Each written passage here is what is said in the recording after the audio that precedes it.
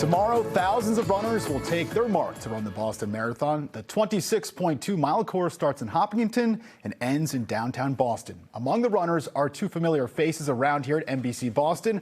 Our very own Malcolm Johnson and Matt Pritchard are taking on the lengthy course. Good luck to both of you and to all the runners preparing for the big race.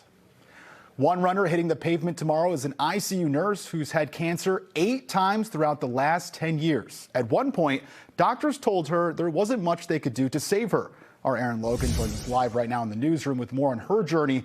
Aaron, this woman is really just truly a warrior. Darren, she certainly is. In fact, while training for the Boston Marathon, doctors told her she may have cancer again, but that hasn't stopped her from doing what she always wanted: run a marathon and give back to a local foundation. DeLuca, a longtime nurse at Leominster Hospital. This is kind of a walk in the park, believe it or not, compared to what I've been through. I've had cancer about 8 times through this 10-year journey. And you have a smile on your face. I mean, how do you do it? My positivity, my will to live, my determination keeps me going every day. You know, I would be lying if I said I didn't have bad days. In 2015, Dawn was diagnosed with stage 2 colorectal cancer.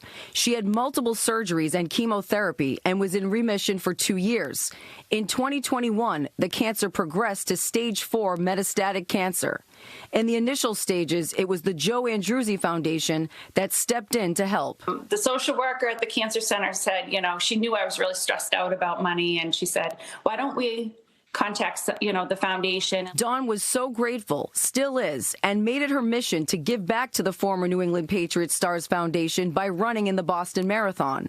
Her goal was to raise $10,000. She hit that in just 4 hours. I could never ever thank people enough. People just know that this is so important to me. And so is their emotional support. This past December, she had surgery to remove 3 lung nodules.